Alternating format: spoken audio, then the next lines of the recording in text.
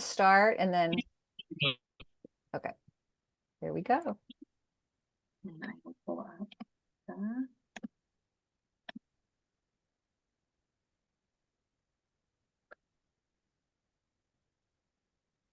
Okay, hello everyone. I'm going to give just a quick moment for those that are in the waiting room to be filtered into the meeting. Okay, so welcome everyone. My name is Kim Fryer, and I am the National Program Director at Wonders and Worries, and I'm here with Danielle Coleman and Kira March. And I want to welcome all of you to our latest Wonder Chat for Parents titled Staying Connected, Communicating with Loved Ones Through Stress and Adversity. A few housekeeping items before we start. If you're attending the live webinar, you can use the Q&A feature to ask questions. You can also use the chat feature if you want to interact with other participants. I will be monitoring both throughout the presentation, and we'll let Danielle and Kira know if there's any questions. If you're viewing the recorded webinar and you have questions, you can email those to our helpline email at helpline@wondersandworries.org. So we are very grateful to have Danielle and Kira here to provide this presentation and to share their knowledge and insight with us. I'm just really excited about this topic. I think it will be so valuable to all of you. And we want to make you all aware that the content in today's presentation could bring up emotions for you. And we recommend that you take care of yourself. You might step away if you need to. And we also encourage you to call our Wonders and Worries helpline, which is 844-WE-WONDER or 844-939-6633. If you'd like to talk about any of the topics that were discussed in today's presentation, or if you would like individualized support for your family. We're so glad you're tuning in today. Let me turn it over now to Danielle and Kira. Thank you, Kim. We appreciate that introduction. So we were going to take some time to introduce ourselves so you guys have a little bit of background on us. So like Kim said, I'm Danielle Coleman. I've been a child life specialist now for a little over 10 years, which is kind of hard to say. And I worked in the outpatient hematology clinic at Texas Children's, and I've been with Wonders and Worries now for a little under 4 years. And I always like to mention that I am a mom of 2. And I always like to mention that because throughout the presentation, I will pull on either stories from my clients at Wonders and Worries or my patients at Texas Children's, but more likely than not, my 2 little ones at home. So I'll let you go, Kira. Hi, my name is Kira March. I've been a child life specialist for about 8 years. I was also at Texas Children's with Danielle, but I worked on an inpatient unit that was pediatric hospital medicine. So it was a lot of kids coming in with infections and getting long-term antibiotics. And I've been at Wonders and Worries for 2 years, and I work at the Westlake office. Yeah, I also am a mother of 2 children who are 5 and 8. I guess that's also something to note. You are in Austin, I am in Houston. So natural to us, but not everybody knows that. Okay, so we'll dive in. And so this presentation is very centered around family communication. And we thought it was an important topic because usually during stress and adversity in family, communication is usually the first thing that often breaks down. And so our goal of this presentation is to talk about how stress and adversity affects children at different developmental ages, and then also to provide you guys with some tips and tricks on how to support your children during this pretty stressful time of having an illness or injury. So what is communication? Communication is a process by which information is exchanged between individuals through a common system of symbols, signs, or behavior. So all that to say is that communication is 7% spoken language, 38% tone of voice, and 55% body language. And so all I have to say too is that communication is oftentimes based on how you say it, not necessarily what you say. And so it's pretty easy for things to get misinterpreted and misinformed during times where communication is already a place of struggling. So when a family has a serious illness or injury, these are usually stress points for our family: physical changes, financial strains, new roles. And really what we have that is in common with all these things is change in routine, change in environment, change in health. And essentially, when change is introduced into a family dynamic, communication only needs to be more bolstered. I'm talking about who's going to take on what responsibilities, and how we're going to delegate the finances. And so why the communication is even more important to be talked about today. So I'm actually going to let Kira take over from here. So I'm going to start talking about the developmental impacts of stress at different ages. So children in general, they know when something is going on in their family. They know when something is changing. They can feel that. But we like to say they're wonderful observers, but terrible decoders. So they're going to fill in the blanks on the information and decide for themselves what's happening. And often the thing that they have come up with in their mind is what's really going on. And it can often lead to extra stress because they're waiting for this terrible thing they think is going to happen. So it can lead to more stress, not openly communicating with your children. And also, we want kids to be able to handle these stressful moments in a positive way. And by going through that together as a family, they learn that skill, and y'all can learn that together. So children also process through play. So you might notice your child self-dosing, which means they take in the information and then they immediately go play. And you might think, did they hear me? I just told them I had cancer, but they're just taking in bits that they can handle, and they might bring it up again later and then might jump right out of that just as quickly. And that's okay. And that's normal.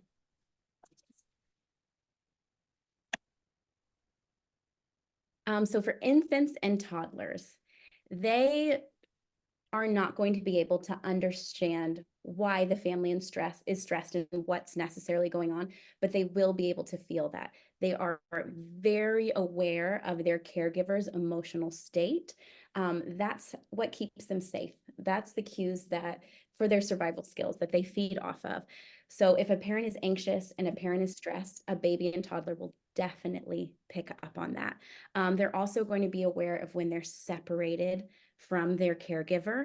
I mean, if they have changes in routine or changes in their environment, changes in their normal caregiver, and reactions you might see with this is fussiness, clinging, regression, crying. So it's really important with children in this age group to have a lot of soothing physical comfort, to try, and I know that routines are going to change, right? Because when you're in a stressful time in your house, and especially when illness comes, everything is changing.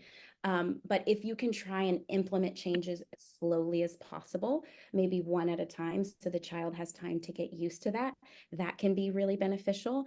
And also beneficial to try and come up with some sort of connection routine. So even if you're ill or you're stressed or you're tired, try to think of something that can happen every day consistently. So for me, I know that I really love to read, and my children love to be read too. So that is a low energy thing that I can do with my child or my children every day at the end of the day, even if I'm not feeling good, even if I'm burnout or at my wit's end or tired.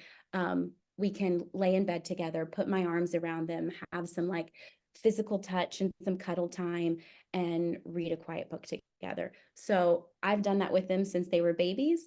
That might not be what it looks like in your household. Maybe you're not a reader and it's something very different. Maybe it's a back scratch. Maybe it is a game that you play together, but finding a touch point that you can do every day can be really beneficial to help children feel secure in a big time of change and stress. I do have to have a little bragging moment on Kira and her family, because they are reading the Harry Potter books and then watching the movies as a family. So I think that's really sweet of you guys that you guys have created that time of bonding with each other. So that's just my little bragging point on Kira. But I also wanted to say something about this age range with infants. Is I'm reading a book right now by Bruce Perry and Oprah Winfrey called What Happened to You. And they said something really powerful for me, which is that rhythm is regulation. regulation. And so there's a reason that moms and dads, when they're holding a baby, they bounce and they sway. It's very regulating to children. And so when you have these regression points, just remember that it's okay to bounce and move, and that's a form of regulation for them. And the quicker we can regulate these children's, the more resilient they're going to be in the future. So this is a video of the still face experiment, and we can talk about it after you watch it. So Danielle, would you say that, please? Thank you. Can you guys hear it? I don't know if we shared sound. We can think about that. I'm not hearing it yet, but try playing. Okay. I'm not hearing it. Okay, I was afraid of that. Sorry, everyone. I should have had that ready to go. Okay. To the emotions and Great. the activity and the social interaction that they get from the world around them. This is something that we started studying 30, 40 years ago, when people didn't think that infants could engage in social interaction. In this still face experiment, what the mother did was she sits down and she's playing with her baby, who's about a year of age. My girl. Oh. And she gives a greeting to the baby gives a greeting back to her. Yeah. This baby starts pointing at different places in the world, and the mother's trying to engage her and play with her.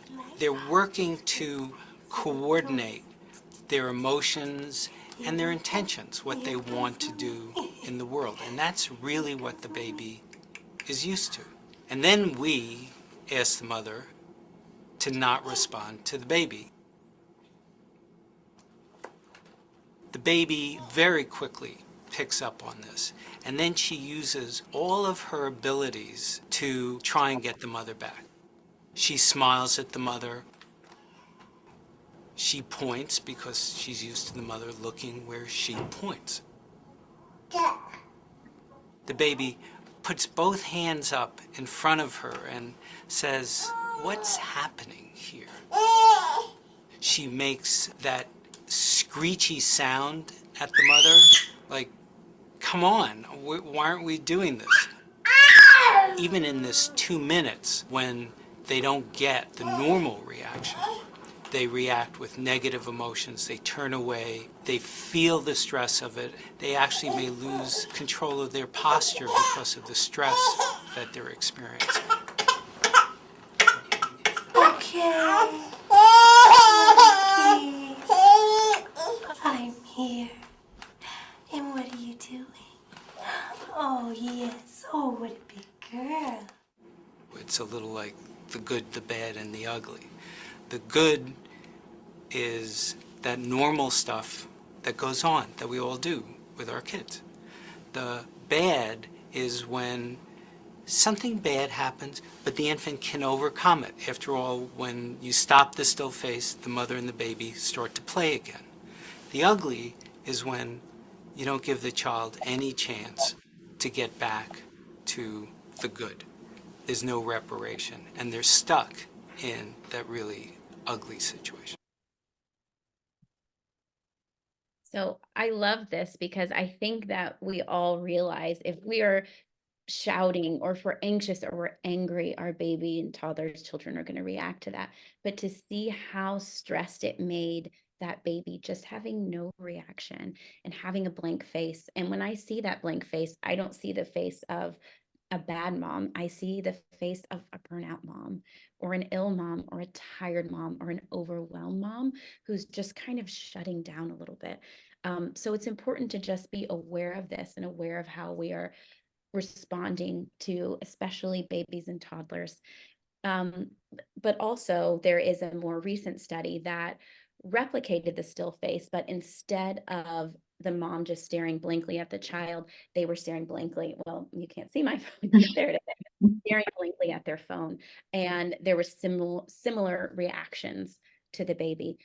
And when you're going through illness or family members going through illness, there are a lot of phone calls. There's a lot of research you might be doing on your phone, or checking test results or messaging your doctor. So just be aware of still responding to your child's needs, or if an older child comes up to you and is saying, "Mommy, mommy, mommy," the moment you get on the phone, to take a second and say, "Excuse me, my child needs me for a second," and addressing them, because what they're wanting and what they're seeking is to know that they are the most important thing still, and they're trying to get that connection. And by just saying to the person that you're talking to, "I need 15, 30 seconds, whatever it may be," and addressing your child is reinforcing with your child that they are so important to you and that they are the most important thing to you. This video is very hard for me to watch. I'm not gonna lie, Kira. But I think I like the message at the end that there's always time for repair, right? And so like, even though mom went still face, she repaired it and allowed that child to re-regulate. I think that's the most important message for our families too, is that there's always time to repair, that we're not perfect, and to give ourselves grace and forgiveness is a good message from that video too.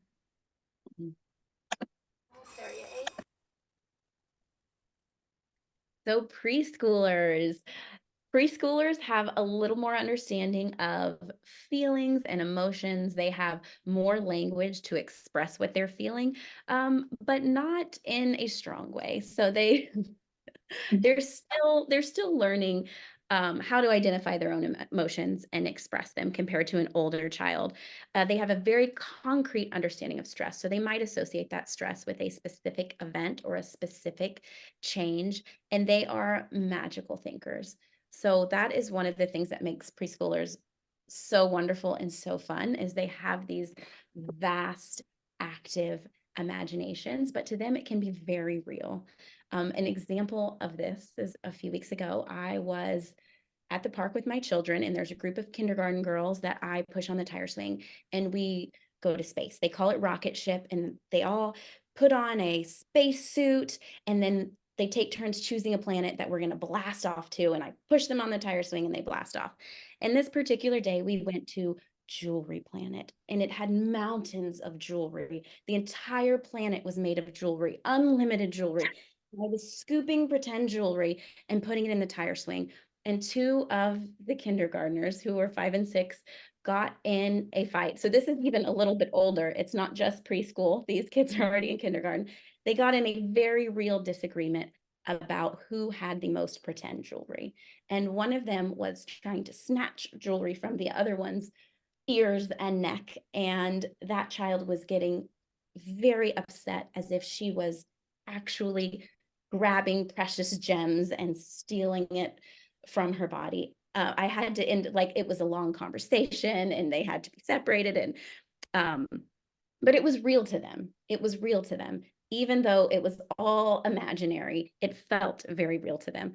And that magical thinking, combined with children being egocentric in this age group, which means they think everything revolves around them, can be kind of tricky, because they don't need a logical connection to decide that the illness was a punishment, or that they caused it, or that their thoughts or their actions caused something to happen. I once had a child in the hospital, and I said, "Why did you come to the hospital today?" And she was there for some blood sugar issues, and she said, "My mommy told me to stop eating bubbles, and I ate a bubble, and now I'm in the hospital." So she just knew that she was ill and in the hospital, and that her mom had told her to stop doing something, and she chomped another bubble and decided that that was the cause. So often with preschoolers and even early school agers, we see these kind of misconceptions where they just fill in the blanks and make up a reason for illness. And it's normally, in their eyes, because of them. And their possible reactions could be regression, fears, nightmares, clinginess, apathy, difficulty with separation, or aggression.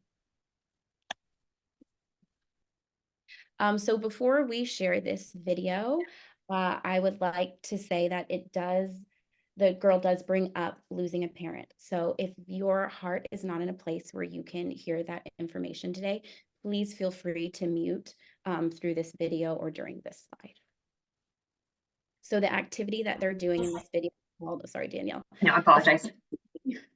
Where it's one of our normal activities that we do at Wonders and Worries to help children identify their feelings about a parent's illness, just to give you all a little background. Go ahead, continue. the game that we played.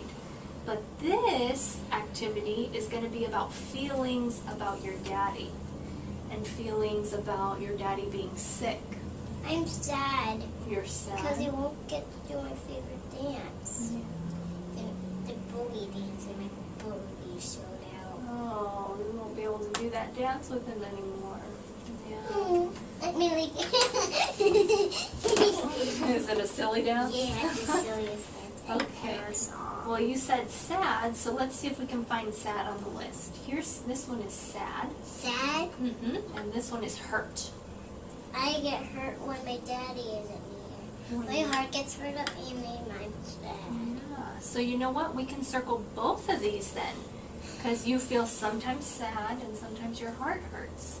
So let's About circle my daddy. those. Yeah, about your daddy. I don't want him to die. I know. He won't get to see my babies. I know. You really. Crazy. That one is silly. Angry. Close. This So I know that can be a really hard video to watch, but it's such a great example of self-dosing and how she talks about how sad she is that her dad won't get to do the silly dance with her anymore. And then she does the silly dance and she's laughing and she quickly jumps out of that emotion. And then she also says, you know, that she doesn't want her daddy to die. And then she quickly moves on from that too. So that is an example of a child self-dosing, sharing the information when they're ready and the amount of information that they're ready to share. So I think often as caregivers, we might say, oh my gosh, all of this is going on. They're feeling all of these things. We need to find a way to help them express this. We need to get them to talk about it more so they're not holding it all in. But that's all they needed. All they needed was to say, I don't want this to happen, or I'm really sad about this. And that is them expressing it in a developmentally appropriate way. This video also shows how she is egocentric, saying that he won't be touching my babies. You know, it's kids at this age still really think about how things affect them and not maybe the greater picture that an older child and an adult would see.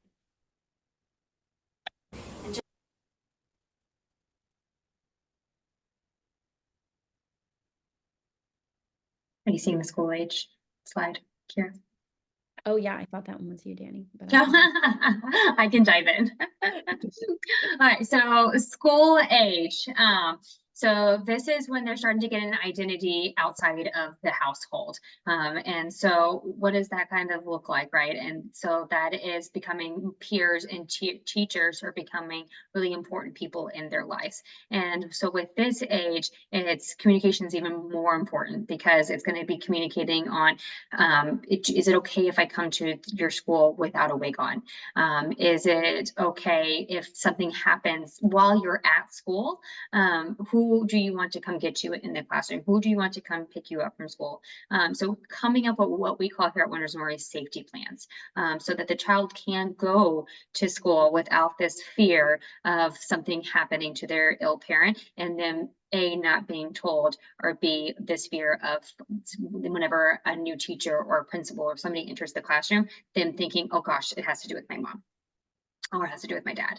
And so kind of always having that communication open with this age range. And possible reactions at this age when dealing with a parent with an illness or injury is just more feelings of sadness, still that feeling of separation too from their caregiver, and also feelings of not having that normal routine and not having those normal boundaries, and almost feeling a sense of like chaos in the house. Okay, so these are two school age clients that I had the privilege of actually working with, and very similar activity as the preschooler where they got to identify their feelings. Go ahead and tell me about your feelings garden. Okay, so I put frightened because I'm scared what will happen next with my mom. And I put confused because I don't know, I don't know how it happened, kind of. And then I put sad because I kind of wish she doesn't have cancer. And I put guilty because sometimes I feel like it's my fault. And I think those are the ones that I put. That's and okay. then Those have the same feelings. Is there a frightened on it? Yes. And then I put hopeful because I know that she's gonna get healed in some way. Thanks for sharing. You're welcome. So I might have to flip it around, but That's okay. I did sad because it's just sad having a mom that has cancer, and frightened because it's really scary to see like when she comes home from a surgery, like how hard it is for her, and it's confusing. It's just very confusing, and it's very suspicious how she acts like nothing happened, and I feel guilty if it kind of feels like it's my fault. You also put lonely. Can you tell me about lonely? Oh. Wait, where did I put it? On the black flower. Oh, the black flower. I put lonely because no one really understands what I've been through, and It's they also don't really know how it is. there's also another definition for it, which is how other people have moms that don't have cancer. Oh yeah. Like you feel lonely that everyone feel else. jealous too. Yeah, jealous kind of. Yeah. Thanks for sharing, ladies. Those are Thanks for sharing your feelings, We're guys. twins. So I love showing this video because it does a great example of showing how they are gaining this identity outside of their household and how there are these feelings of jealousy that other kids at school aren't going through what they're going through. And because of those feelings of jealousy, leading to feelings of loneliness and isolation because they are the family that's going through this. Go ahead. And then our teens, they're a fun age to work with because they're at this developmental age of am I a child, am I an adult, and where do I fit into this world, and where do I belong, and what does my future look like? And oftentimes when a teen is faced with a parent with a serious illness or injury, we often here at Wonders Where we see two types of reactions, either this reaction of leaning in and wanting to take on more roles and more responsibilities and showing that love language of acts of service, or you kind of have the teen that's a little bit more avoidant, a little bit more wants to protect themselves and seeks guidance from their peers, but also mentors within the community. So a youth leader or a teacher, one of those people. And I always like to pull on examples from my own clients. And so this is pretty early on during COVID. I had a teenager who did both. And the reason I say that is because she had a mom that had breast cancer and she was going to school and she was afraid that she was going to bring COVID home to her mom who was already immune compromised. And so her way of leaning in was leaning out. So she reduced interactions with her mom, isolated herself more to her room because she was afraid of giving her mom COVID. But then when mom's cancer was over and she was in remission, they then didn't have a relationship because she spent all that time protecting her mom from herself. And so like, what does that relationship now look like post-COVID world, but also post-cancer world, and how can they repair that relationship? So now we're going to dive into interventions on how we can strengthen family communication in the household and hopefully reduce conflict in the house. So here at Wonders and Worries, we like to teach our families about CVLR. And what that stands for is to connect, validate, listen, and reflect. And so oftentimes at Wonders and Worries, we have caregivers that want to wrap their children up in bubble wrap and protect them from everything and keep them happy. But even in the best circumstances, even if there isn't an ill parent and there isn't an injury in the household, your child's going to have feelings of unhappiness and being mad. And our job as parents is not to protect them, but to help them cope with all realms of human emotions and to validate those feelings and reflect upon those feelings. So there's a video on this next slide that does an amazing example of what CVLR means. And so I will play that. And you actually get to see, I think, Kim in this video.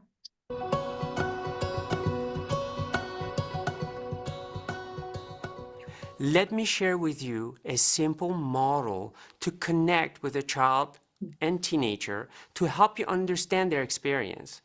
This model was created by Dan Siegel, author and psychiatrist who has written many books on child development, brain processes, and parenting.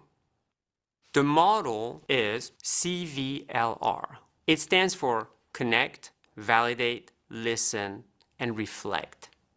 Let me show you in an example how this flow goes.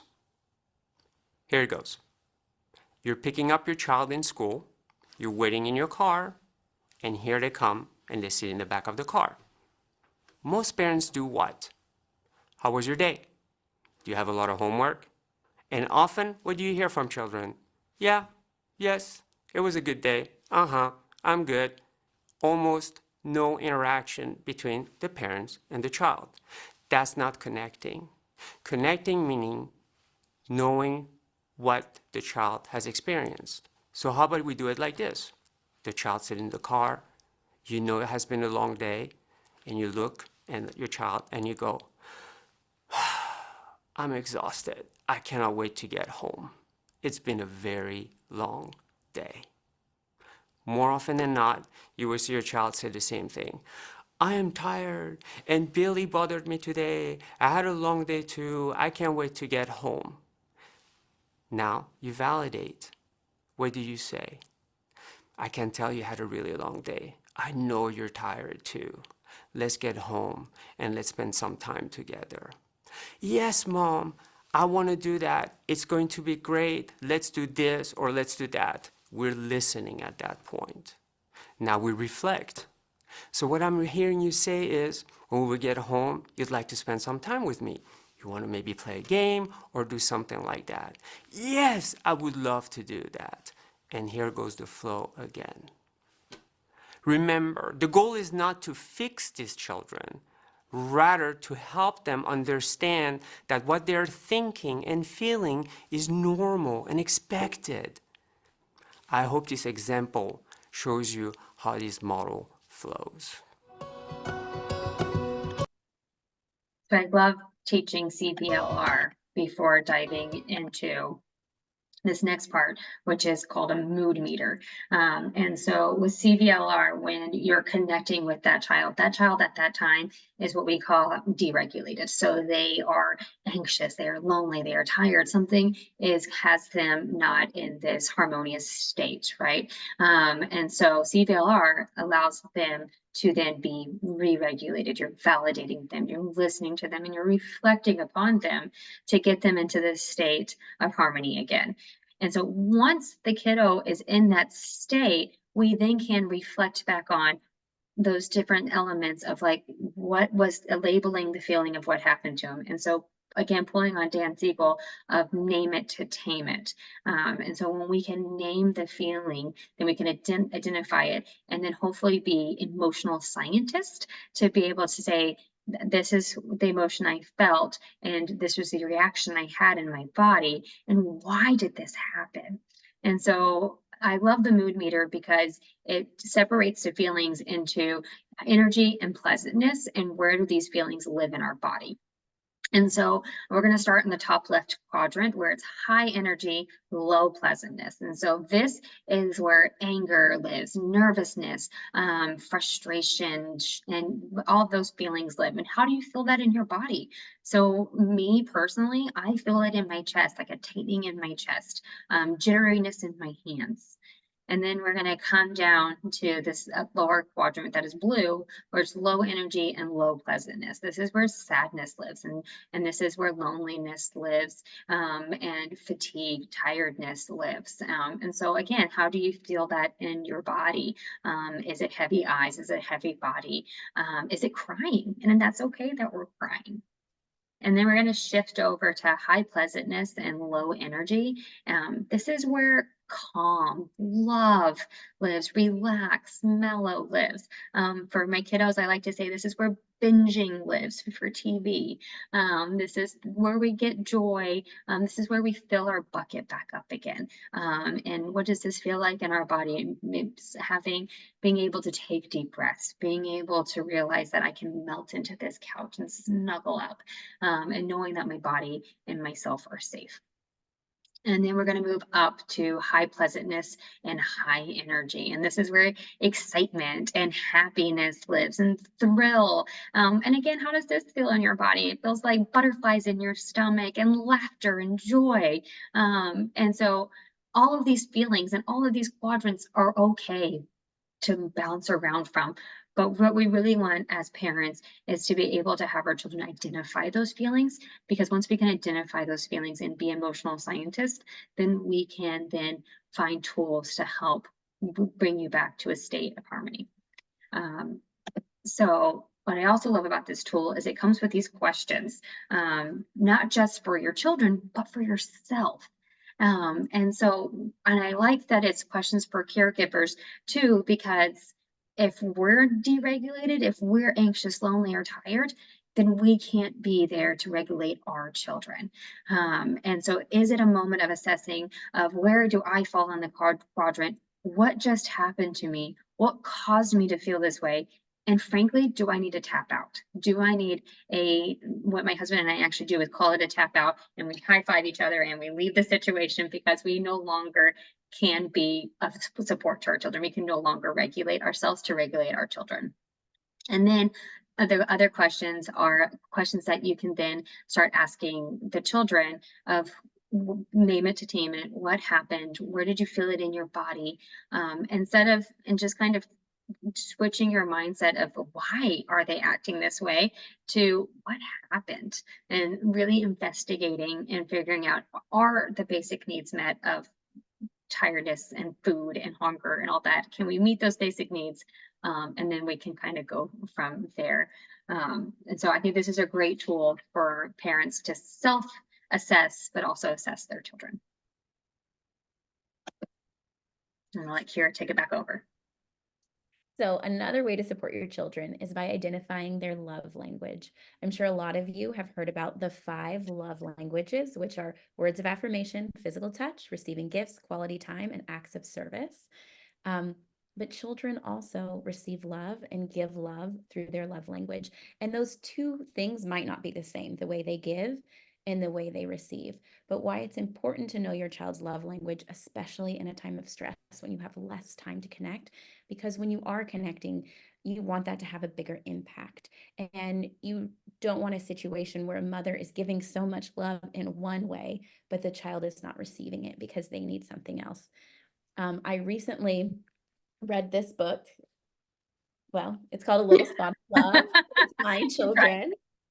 By Diane Alber, and it talks about having a love spot and growing your love spot. And at the end, it has some questions of like, how do you receive love? But you can just ask your children, do you feel more loved when I give you hugs or when I tell you that I love you?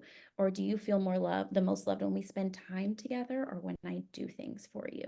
So with kids, instead of saying acts of service, I say actions, and words, touch, or affection, gifts, time together, and actions. And then there are a lot of ways that you can show your children these things. So if you find out that your child is a words of affirmation kiddo, you can write notes in their lunchbox. You can tell them how proud of them you are. Something I like to say to my kids is sometimes I'll just whisper in their ears, like, I'm so lucky to be your mom. Or I'll come up to them and give them a hug and say, our family wouldn't be the same without you, or something like that, to try and fill their bucket at different times of the day. Physical touch. I have worked with a family where the child really sought and wanted physical touch to feel loved, and it was not the parent's love language, and they struggled, especially with being ill, to have the child climbing on them and hanging on them when they didn't feel good. So we tried to think of some other ways that the parent could give physical touch that wasn't the traditional hugs and kisses and snuggling that you would think of, but you can also have a secret handshake, or, some sort of cool high five, or play this little piggy. Or something me and my children do is my daughter really loves to draw pictures on your back and have you guess what it is. And then you can draw a picture on their back with your finger and try to guess what it is. But it's a way where it's not so smothering, is how it feels to some people, and might feel in different moments, especially if you're burnout or you're stressed or you're feeling touched out. It's a way to still show physical touch and show the love that way when you are feeling touched out. So giving gifts, it doesn't have to be going to Target or getting them something every time you're at the grocery store. This can be, you know, getting a rock from outside and writing "you rock" and giving them the rock. It can be picking a flower for them or drawing them a picture. It can be like little things just to show you are important to me. I am thinking about you. I thought that you would like this. Quality time is a great one. It can be cooking, reading a book, playing a game, taking a child one-on-one on an errand. I have a child that is a quality time child, and she loves to just have one-on-one time with us without her brother there, even if it's doing nothing, even if it's playing patty cake or playing a card game. Just having that full undivided attention is really important to her. And then acts of service or actions. So my other child is an acts of service child. And when he was 3 and my daughter was barely walking, I would pick him up from Mother's Day out and he would not walk to the car. So the little 14-month-old would be waddling around and I would carry my son. And I was like, what is up with this? Initially, like, is he lazy? Is he tired? Has school worn him out? But I realized that acts of service is how he feels love. So me carrying him to him was an act of service. And that was his way of reconnecting with me at the end of the day. So another reason it is important to know your child's love language is because it could be misinterpreted in that way that I was just misinterpreting my child of like, is this kid lazy? When really what he was trying to do is connect with me. And a kid who feels love through gift giving might be mislabeled as spoiled if they're wanting gifts, or a kid with physical touch might be mislabeled as clingy, when it's just these children's way of trying to get what they need. And not to say, since my son is active service, he would absolutely love for me to do everything for him at all times, but that is not realistic. And as he's growing more independent and getting older, it's just something that I'm cognizant of in the back of my mind, that yes, he still needs to learn to do these things independently and do things on his own. But then I can show him without being asked, like maybe just get him a glass of water or make him his favorite snack, or, you know, make his bed for him one morning if he woke up a little late and say, hey, I went ahead and did this for you. And to him, that makes him feel very loved. I love that you brought up the example of carrying him though, because me personally in my own household, I felt like, oh, I don't need to ask my kids what their love language is. I can figure that out on my own. But I was very wrong. And so I love the Little Spot of Love book, and the fact that it does allow the kiddos to express what their love language is, because when you told the story, I was thinking, oh, his love language must be touch. Not acts of service, because he needed that physical touch at the end of the day. And so that further explaining that why we should like ask the kids and use those kid-friendly words that you introduced. So I love that example. Thanks for sharing that, Kira. Of course, for years I thought he was touch, and Okay. not until we read the book together. And I was like, this makes so much sense. It's acts of service. That's why, even like, here's too much information, getting him to wipe his bottom when we potty trained. He did not want to do it. And he would negotiate, well, how about just on Fridays you still do it? But on my birthday, can you still do it? And I didn't understand. And to him, On my birthday. of service. I love his negotiation skills though. Like, I'm here for it. Yeah. So conflict. Conflict is a disagreement or problem between two people. It can happen when you want, need, or expect different things, and conflict is not a bad thing. Conflict is a healthy part of relationships as long as you manage it in a healthy way. And conflict allows both children and adults to learn problem solving, compromise, and to manage their emotions. So a rupture is any break in connection between two people. So this can be something small like where to hang a picture in the house, or it can be something big like how to spend your money, or how to parent your children. So not all ruptures are conflicts, but all conflicts are a form of rupture. And other forms of ruptures can be just growing apart, not having time for one another, unavailability of one partner due to reasons they can't control, like illness or working overtime. Yes, and that was the next slide. Sorry. And another point of rupture can be burnout. So burnout is especially something to look for in the caregiving parent, because in most relationships, there once was a great team, where they were working together to care for the household, to manage finances, to do household chores. And when one caregiver becomes ill, that balance shifts a little bit. And the healthy caregiver often has more stress put upon them. They're worried about their spouse. They're taking over more household duties. They might have more financial stress. They might have to work more while also taking care of their spouse, taking care of the children, taking care of the household. And it can be a really, really stressful time. So it's important as the caregiver in the household to take care of yourself. And taking care of yourself is not all just like bubble baths and lighting candles that I think sometimes people romanticize it to be. It can be really difficult of setting boundaries and making sure you have realistic expectations and holding yourself accountable so that you don't get to that place of burnout. Because if you put unreasonable demands on yourself, or if others are putting unreasonable demands on you, that is inevitably going to lead to burnout if you're always feeling like you're falling short. And it can be really difficult to adjust to your new role as a caregiver to your spouse when they used to be someone who was your partner and your teammate. And then the lack of control leads to burnout. There's lack of control over money, over resources, over, the care plan and the health of your spouse. There's uncertainty about the future. So all of these things can lead to this burnout cycle. So it's so important to talk to a professional if you need. If you're a Wonders and Worries family, talk to your child life specialist. We can help you find someone that would work well with your family. Join a caregiver support group. Do whatever you need to take care of yourself, because you will not be able to take care of the rest of your family if you're not being selfish, but taking time to care for yourself. It is not selfish to care for yourself. And give yourself grace, because all of this is new. And as a family, you're navigating something completely different than anything you've done before. So give yourself grace, forgive yourself. You are learning, everyone's learning. There's a lot of stress, like we're going to talk about. We've talked about rupturing, but as long as you repair, mistakes are made.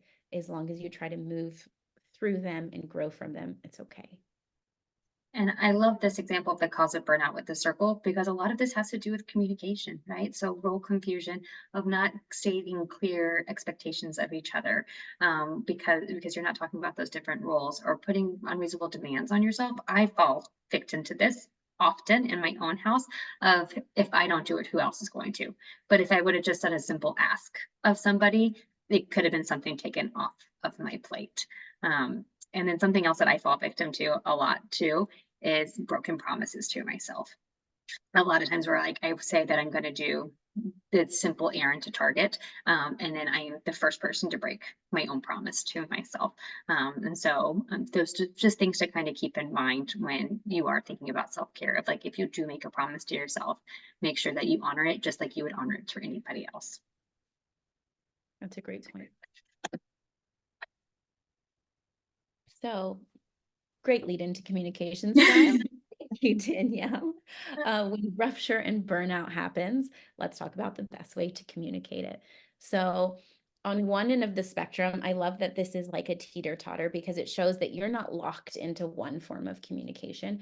People can move through these depending on their mood. Like someone might be pretty passive, where they don't feel like their needs are important and they're trying to put everyone ahead of them.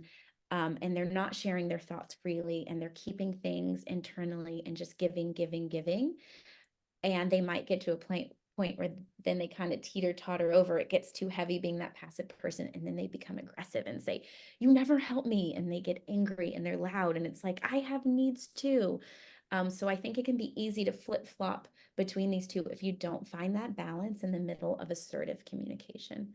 So with assertive communication, you are willing to compromise. You understand that your needs and other people's needs are equally important. And you don't focus on blame, but you focus on what the problem is and how do we find a solution.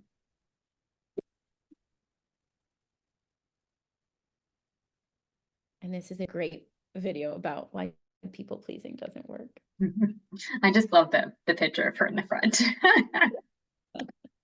Hello, brains. A lot of us work really hard to make everyone around us happy. So why aren't they happy? Those of us with ADHD tend to be people pleasers, which can be an admirable quality. Wanting to make people happy is great. Being kind and generous, it's a good thing. And occasionally putting other people's needs before our own is part of what makes us good friends and partners. But a lot of us, including me, take this instinct a bit too far and end up trying to make other people happy at the expense of our own needs and happiness. Why is this a problem? First of all, you can't make someone happy. You can bring them joy or brighten their day, but someone's base level of happiness isn't something we can directly control. Believe me, I've tried. Second of all, when we people please, we tend to use a form of communication that actually isn't great for relationships. It's called passive communication, or staying quiet about our needs and feelings. And the experts are pretty clear on this. It creates a lot of problems. Whether we like it or not, we have needs. And going too long without them getting met can lead to resentment and bubble up into passive-aggressive or even aggressive communication. Ever scream at someone that it's their turn to do the dishes for once? Yeah, that. And now nobody's happy. Passive communication can also be super uncomfortable for the other person. It can send mixed signals, like if we are saying yes when our body language is clearly saying no. And it can make those around us hesitant to ask for what they need because they don't trust that we'll say no if we can't do it. Also, when we don't say no often enough, we end up overextending ourselves and having to bail on people, which definitely does not make them happy. Even when people do seem happy with the whole their needs are getting met, ours aren't situation, it's really not sustainable. Eventually, something's gonna have to give. And in the meantime, it's not healthy for us. Long term, passive communication can result in anxiety, depression, stress, burnout, even low self-esteem. Because basically, what we're saying when we take care of others' needs and feelings at the expense of our own is this: your needs are important, mine aren't. We're literally devaluing ourselves, which I have done a lot. I used to think that speaking up for my needs made it seem like I didn't care, or I thought my needs were more important than theirs, which wasn't true. I did care. Usually I felt their needs were more important than mine. So I stayed quiet and tried not to need things. It did not go well. Luckily, there's a form of communication that allows us to speak up for our needs while also respecting the needs of others. It's called assertive communication. Wait, don't click away! If you're used to passive communication, assertive communication can sound awfully aggressive. And I think that's because by the time we hit the point of asserting ourselves, yeah, we usually have hit the point of aggression. Aggressive communication is pushy and demanding, using words or a tone that says, my needs are important, yours aren't. I don't care if you're hungry, feed yourself. I need a bath. Assertive communication says this: your needs are important, so are mine. Example, I don't feel up to cooking tonight. I've had a hard day and could really use a bath. You're not saying you don't care that they're hungry or that they shouldn't get fed, just that you're not up to doing it, which sets the groundwork for a solution that works for both of you, like takeout. So, how do we do it? The way to communicate assertively is to communicate our actual needs and feelings as clearly and accurately as possible, in a way in which they can be easily understood. One of the easiest and most effective ways to do this is to turn off all the typical communication filters and simply state our feelings and needs as facts. I prefer this. I need this. I like that. I don't like that. For those of us used to ignoring or minimizing our needs, this simple change can be really empowering, improve our self-esteem, create better relationships, and lower stress and anxiety. It can also feel super uncomfortable at first to talk about our feelings and needs as if they're real things that need to be taken into consideration, but they are. Our feelings and needs exist, whether it's convenient for them to or not, so it's important that we take them into consideration. It's also important not to apologize for them. In case nobody's ever told you this, it's not your fault you have needs. You're human. Humans are high maintenance. Assertive communication doesn't guarantee we'll get those needs met, but it does make it a whole lot more likely. And being clear about our needs can actually make it easier on other people because then they don't have to guess at them and waste effort and resources in trying to meet them in ways that don't actually work for us. They also don't have to meet them just because we express them. In fact, in situations where needs conflict, which will happen, being open and honest about what our needs are can actually make them feel more comfortable being open and honest about theirs, which makes it a whole lot easier to find a better solution overall. And yeah, speaking up for our needs does mean that sometimes people will decide to put their needs aside for ours, and that's okay. getting our wants and needs met is a good thing because it gives us more energy to meet the wants and needs of others. As one of the brains put it, you can't pour from an empty teapot. The fuller our teapots, the more tea we have to give and still have some left for ourselves, which helps build sustainable, mutually satisfying relationships. And that's what actually makes people happy. If you want to learn more about assertive communication, Okay. I've linked to Awesome. So assertive communication has I statements. I feel, you state your emotional experience, when, how it affects you. Oh, excuse me, when, a blame-free description of the problem. When this happens, I feel this way because, how it affects you, and then what I need, the actions that you want the person to do in the future.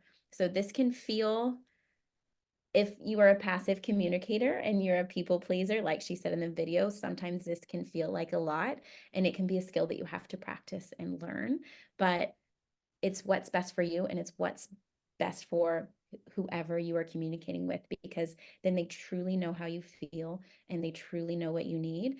And in healthy relationships, both of you are wanting to work towards that.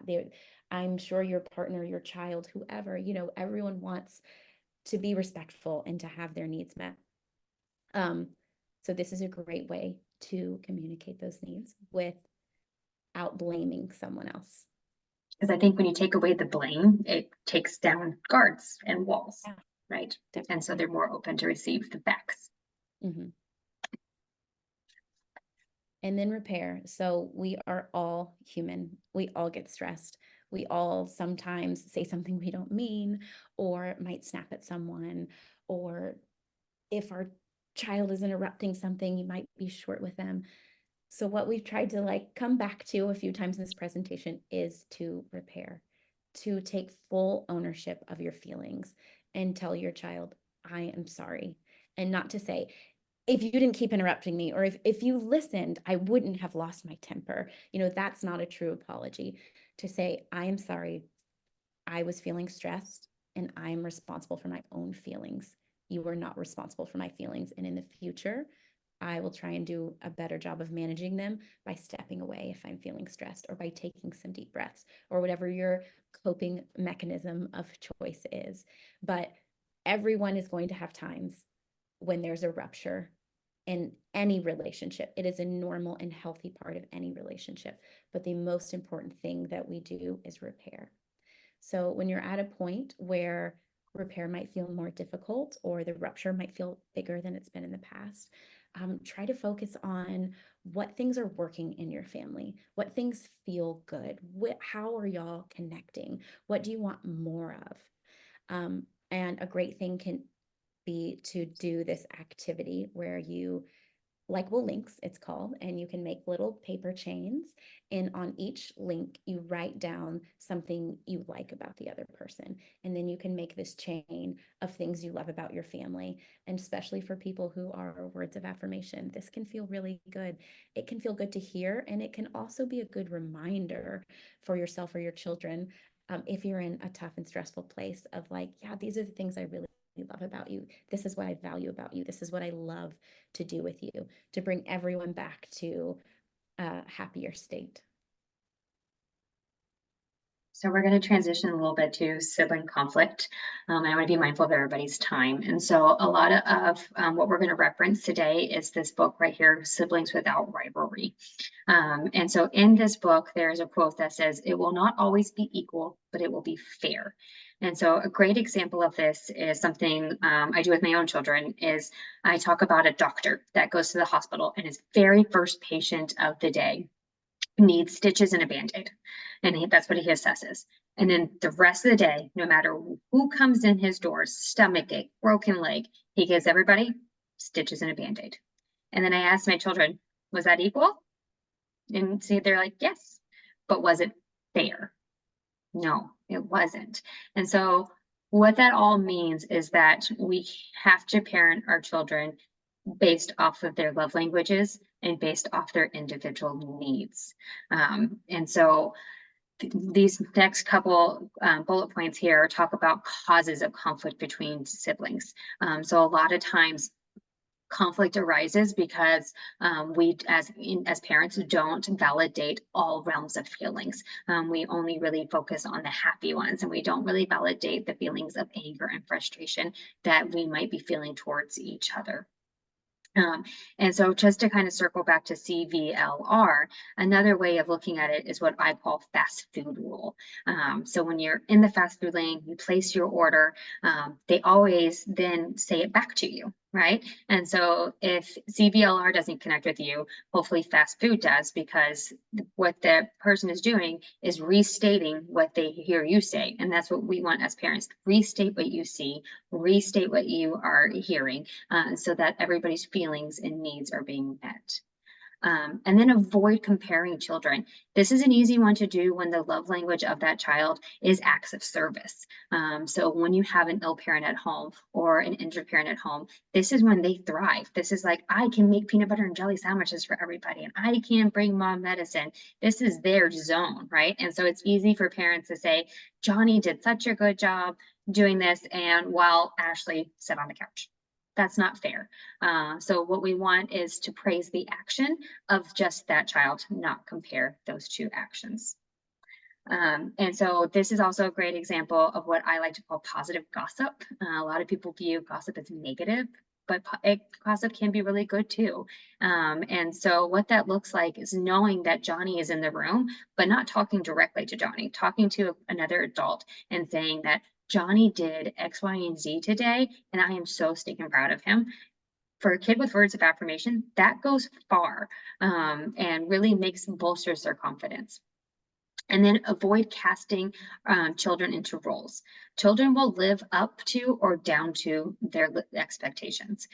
So as parents, if we are breaking up an argument and say, Johnny, stop being the bully, and Sarah, stop being the victim, we are casting them into roles versus stating actions that we would like to be seen. And so instead of saying stop being the bully, say, I know you can use your words to get what you want. You're not labeling, you're stating the action that you want seen. Conflict's going to happen, right? So in this book, they talk about how there's different layers of when we should interject. And so level 1 of a conflict is just normal sibling bickering. Our job as parents at this time is to actually regulate ourselves, not to let the bickering get to us and bring us to the state of redness that we talked about in the mood meter. But then when as a family do we feel it's time to interject? When is it time? So usually it's when safety is becoming an issue. We are now screaming, everybody is now deregulated. What I want to be most emphasized during time when a parent does interject is that your job is not to be the referee. Your job is to be the coach. And the coach is somebody that dictates what's happening in the field and sees the bigger picture and the goal. And so what does that look like? So the step 1 is to validate each child's feelings. So you two sound angry at each other. Describe the problem with respect. Jimmy, you need the crayons to finish your homework, and Amy, you want to finish the coloring the flowers. Again, unbiased, you're just stating what the argument is about.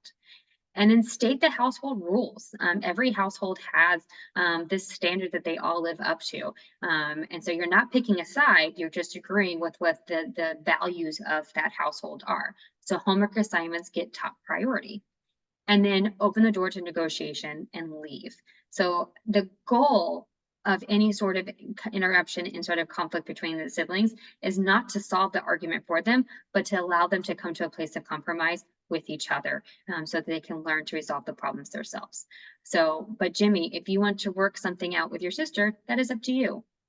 Exit left and hope that they can then resolve the conflict themselves. Here at Wonders and Warriors, we have an amazing podcast, and we do have one podcast that is just centered around sibling conflict. Ironically, I love the title, Houston, We Have a Problem. And that is the end. I apologize for going over 3 minutes. If I know that we don't have any questions right now, but Kira and I are happy to hang on and answer any questions that do come up if there is any at all. And thank you guys for joining us today. Thank you so much, Danielle and Kira. That was just incredible. And all of you watching and those who watch the recording, I encourage you to complete an evaluation.